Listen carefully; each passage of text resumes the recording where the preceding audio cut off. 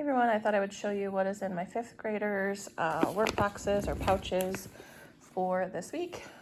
She has one for all of her subjects, and I changed them out at the end of the week for the next week. So I will show you what we have in here. I'll also try to give you a little bit of update on any curriculum changes because we have had some. We are in our 9th week, I believe. 9th or 10th week of school. So anyway, here's what is in her spelling pouch. We do phonetic zoo for spelling for her. So she just has her cards and the spelling cards, and then she does her tests like in this notebook. She just writes out a piece of paper, and then in here is where she keeps the cards when she completes them, and then she writes underneath there. So she just keeps track of this, and once she gets all 15 words right 2 days in a row, she moves on to the next. I don't really do anything with this with her at all. She does this all independently. So she also really wanted to do Explode the Code this year. She loves it. In fact, if you ask her favorite thing in school, it'll be Explode the Code. So I had bought 6, 7, and 8, and so she'll just work through 6, 7, and 8 this year. I put it in spelling because I feel like it's a good spelling reinforcement. So I don't mark this for her. She just knows to come in and do, she just does 1 page front and back each day. So that is what we have for spelling.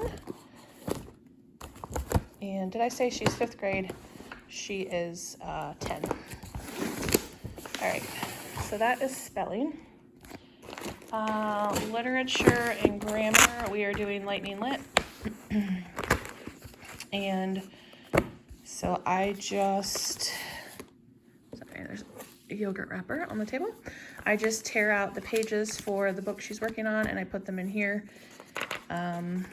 In the 4th grade, they have like a schedule at the beginning, like a student checklist. We don't do the writing, so I just go through and highlight what she's gonna do each day, and then I make her a little key up here, and then she does this mostly independently. This is the book she's reading right now, and we also are doing Fix It Grammar, so she does that. I go through at the beginning of the week. See if I can find it. Yeah, at the beginning of the week there is like a little lesson, and I do that with her, and then the rest of the week she's just on her own for that. So that's what she's got for this week. I don't mark anything on that. She can follow the schedule herself. For vocabulary right now, we are doing vocabulary workshop. She started with word wisdom from Xander Bolzer, and she liked it. But then we were going to just alternate back and forth. 1 week do this, 1 week do that. And then the week she did this, she's like, I think I like this one better. So she's just doing this one for until she finishes it. And I just mark, today is Wednesday, and she has already completed, sorry, guys. She's already completed today. So I just mark with little Post-its what she is supposed to be doing. Sorry, my kids are not behaving well right this moment. Anyway, I just put little Post-its for each day of the week. We do this Monday through Thursday. So on Thursday, they do 2 pages. She does 2 pages Monday through Thursday each day. And then on Friday, she does a page from word letters, which I mark there with a little Post-it note. So that's what we have for vocabulary. Sorry about that. All right, science, we just made a change to, I should also say, if you watched my, my Alexa, thought I said her name. If you watched my prepping for the next school year video, you saw I made these checklists for my kids. They really like these. It helps them see how much we have left and all of that. I've already remade these once because we made changes to our schedule, and we have now made another change, which I'm about to show you. And that is with science. I really wanted to just do science 2 days a week, and it was kind of hard to fit everything in a way that I thought was meaningful to the kids. So then we added in Friday. We were doing Tuesday, Thursday, Friday, and now we just, hey guys, stop please. And now we just decided to do it Monday through Friday. So we do science fusion, and I tear all the pages for a unit out of the larger workbook, and then I just use my ProClick, and then I reuse these spines each unit. I just put them in here. I was just tearing them out and putting them in a folder, but then we just had papers everywhere, and like especially for my son, he was getting them all mixed up and forgetting to do like the backs of some. So this just works. And then I go through and I put Post-its on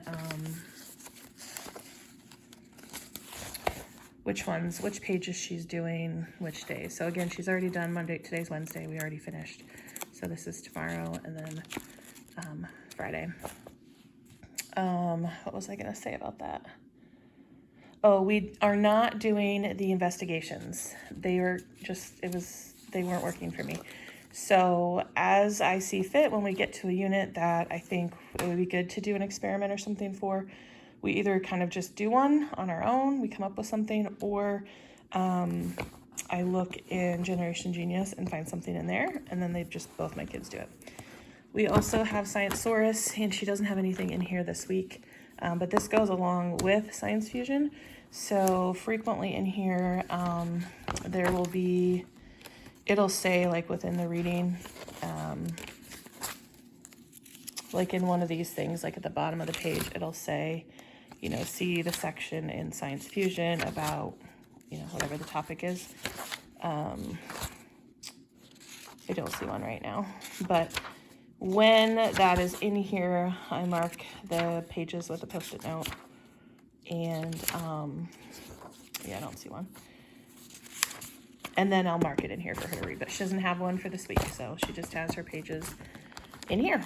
So that is what we have going for science. Let's see, for writing, we made a couple changes. We are still doing Write Shop, so we're just moving a lot slower through it. So this, I just marked these out. She does these with me, so these are for me mostly the way these are marked, but I just mark in here what we're doing, which days. And this honestly varies how long it's going to take us to get through this, because we're also doing some other writing. On days that we don't do this, I have building writers for her to do.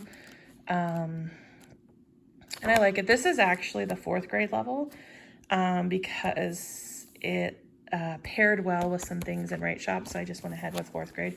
If she finishes and I think it's necessary, I'll get 5th grade, but I think that this one is fine for her.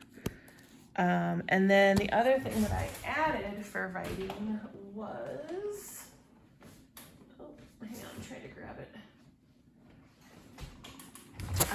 Was Writing with Ease level 3. And I went with level 3 because we'd never done Writing with Ease. This was one of the areas I felt like both my kids, I really wanted to focus on this year. I've never been very big on like copy work or any of that kind of stuff. But I saw a quote from, I think it was Simply Charlotte Mason, and it just resonated with me, and I started researching a little further about the benefits of narration and things like that. And my friend recommended the Writing with Ease, not this one, but like the book you can implement yourself, which we have. I really want my kids to get stronger in their ability to read a selection, kind of pull out the main idea, summarize, that kind of stuff, across all their subjects. And I thought that I really wanted to focus on that with her this year. So I went with level 3. It only goes through level 4, and level 4 is kind of like an optional level. And when I looked through it, I thought, if you've never done it before, I don't think you want to start with level 4. So we are doing level 3 with her. This is just the teacher portion I pulled out and had spiral bound. And then she keeps hers. I just tear them out each week and put them in this folder. The ones we have to do are on this side. The ones we've already done are on this side. So she does that with me. It hardly takes any time at all, but it's really a skill that I wanted to work on this year that I didn't realize I wanted to work on. But yeah, it's going really well. I'm glad that we're doing it. I'm doing level 1 with my second grader as well. All right, so that is writing. Another area that we made a change in is social studies. And this was kind of a big change because we were doing Harcourt. I love Harcourt. My son is still doing Harcourt. But I just kind of realized it wasn't where I wanted to put my focus this year. If I could have realized that before I bought it and put all the work into it, it would have been even better. But, you know, it is what it is.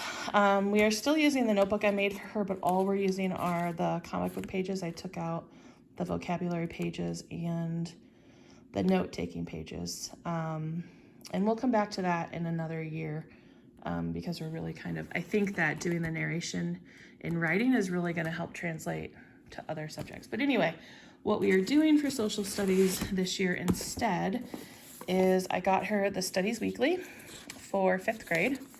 And then I also grabbed 180 days of social studies. So a lot of the social studies for 5th grade is history. And so I'm less concerned about that because we're already doing history, even though we're not doing, this is mostly American history, but we're going to be doing that soon in coming years. So I don't know. I want her to have some knowledge of it, but I don't want that to be where all of our time goes this year. And that's the way that I had planned and outlined Harcourt is it was going to be taking a lot of our time. And there's other things I really want to focus on. Have I said that enough? Anyway, I grabbed this. I don't love it. I don't hate it. She likes it. And basically there's pages for 5 days of the week. And, here it is. So she does 2 on Monday, 2 on Wednesday, and 1 on Friday. So we just do it Monday, Wednesday, Friday. And then this has been pairing pretty well with it. Like the topics have been kind of going along. So again, we've already done this, so the Post-its are off, but she reads the front page on Monday. She reads the 2 inner pages on Wednesday. And then on Friday, she does, the back page if there's anything to read, and then the activities. And and then at the end of the week, she picks one section, one article, one story, whatever that she wants, and she retells it in her little comic book here. So that's kind of what that's for. And then because the past couple of weeks has been really heavily focused on maps and mapping, this is her independent read for the week, The Last Map Maker. I'm listening to this right now, and I really am enjoying it, and she asked for it, so I have that in there for her independent reading this week. This folder, I just keep her old Studies Weekly in case she wants to go back or I need her to go back and reference something. And then lastly, she has in here this, and at the end of the year, we're going to be doing a timeline project. So I just have her using this kind of like a journal this year where when interesting things happen in her life, she just makes a note of them in here so that when we go to do her timeline project, she can pull out important things to her. All right, so that is social studies. And then, let's see, the last pouch I have we have our Torchlight History Quest, but I'll talk about this in another video. That's part of our group subjects that we do in the morning. But for math, we are still doing Right Start Math, but we got into the pilot test program for 4th grade Math with Confidence, and this is really more where her math level is right now. And I wasn't going to do it. Once I got into the pilot, then I was like, oh, I don't know, because we already are doing Right Start and we're liking Right Start, even though there were things that I thought looked really great about this. And then the more I thought about it and looked at where my son was, I thought we could probably do this together. So that's what we're doing. We do this in the morning together, the two of them, and it's just been fantastic for them. I'm not going to really show a lot of it because it may change when they publish this. I don't think this is slated to be out for a couple of years. But anyway, so this is going really well. And what I'm doing then is we do this Monday through Thursday. And then on Friday, I do Right Start with her independently, or not independently, one-on-one with her. And then the other thing that she has is this kitten math, which I found on Amazon. She's obsessed with cats. It is for ages 8 to 12. And so she does 1 page out of here a day. So you can see they're kind of labeled like by days. So it's all different types of math related to taking care of these cats. So she's really liking that. And anything like this that I can find that makes her enjoy math, I'm all for. This was a little pricey in my opinion for what it is. I think it was close to $20, $15 to $20. But again, this is something that she enjoys doing, and it's just kind of helping her practice math in a way that she doesn't make her cry. So we have that. She also has, both my kids are doing Beast Academy. And we use the app Extra Math, xtramath.org, I think, for them to practice their quick recall on their math facts. So we do that every day as well. So that is what she has for math. And then the other thing that I had kind of gotten for her this year was this French for Everyone, 5 words a day. She does this when she remembers to do it and when she wants to do it. It's just on her cart, but I don't really monitor it. It's something she does 100% independently. But anyway, that's what her pouches look like for this week. And yeah, if you have any questions, let me know.